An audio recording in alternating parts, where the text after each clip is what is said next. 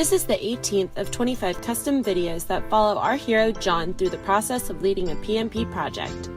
Each video is designed to use John's experiences to help you understand and remember key concepts that you will face on the PMP exam. This case study, Climbing the Tuckman Ladder, is directly related to 9.4 Develop Team.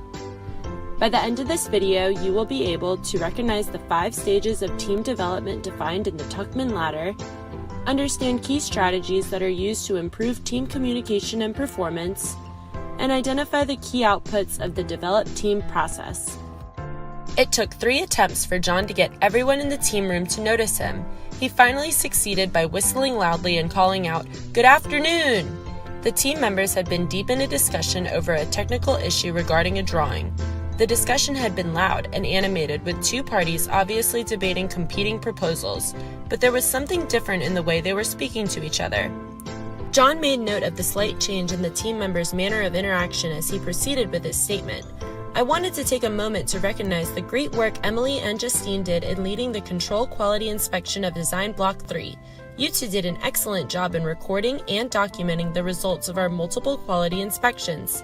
I am proud to proclaim that Design Block 3 meets the quality requirements specified for the deliverable and is now considered a verified deliverable." With that, the room burst into applause. John made eye contact with both Emily and Justine, nodded, and mouthed a silent thank you to each team member. After a few minutes of handshakes and high fives, the team playfully asked, "Hey boss, is it okay if we get back to work?" John agreed but snuck in one last positive note. The next step is to have the customer validate the scope of Design Block 3 and formally accept the deliverable. I would like Emily and Justine to lead the walkthrough. With that, John acquiesced, and the team quickly settled back into their discussion. As he left the room, John tried to identify exactly what was different with his team. It was clear that the passion and conviction that each member felt hadn't deteriorated, but now there seemed to be much less finger-pointing and arguing. Instead, the discussions were more positive, collaborative, and respectful. This was not always the case. Early in the project, the team was a team only in name. In practice, it seemed that everyone was participating in meetings to fight and defend their individual department's needs. Sarah had observed this fact and provided John the following advice. "They don't know each other and they haven't developed the ability to trust yet. It is your job to create the environment to foster teamwork." John had lost sleep over finding the perfect way to create the environment Sarah referenced. He evaluated a variety of options. Maybe throwing a team party would help, or we could all walk on hot coals, or maybe he would have Action Jackson come down and mandate they work together. In the end, he chose a simple but powerful solution. He had obtained approval for all core team members to shift their workstations to a large shared workroom.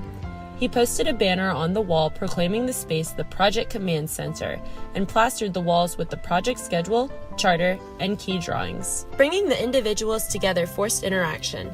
John had guided this interaction by leading the team in morning kickoff and end-of-day progress status meetings. He had also spent significant time in the first few weeks helping team members negotiate compromises on contentious issues. It was obvious now that the time and effort spent had translated into a more positive and productive working environment. In his head, John could see his team climbing the Tuckman ladder that Sarah had also mentioned.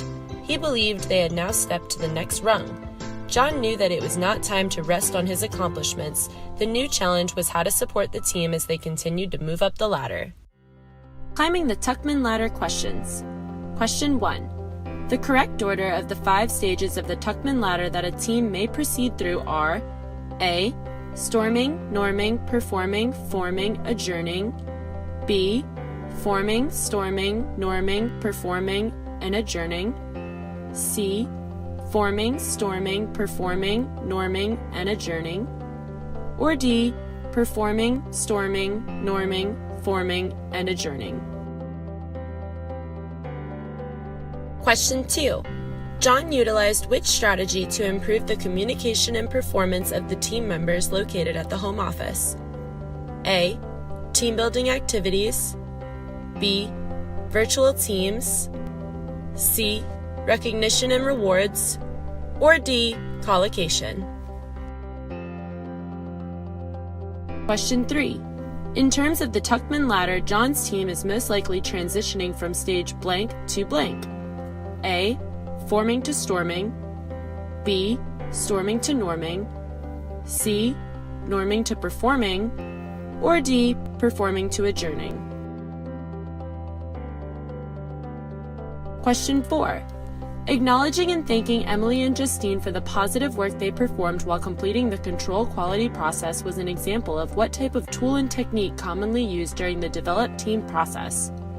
A, training, B, recognition and rewards, C, negotiation, or D, conflict management? Question 5. By analyzing the effectiveness of collocation and the use of team building and negotiation skills, what type of assessment did John produce as an output of the develop team process?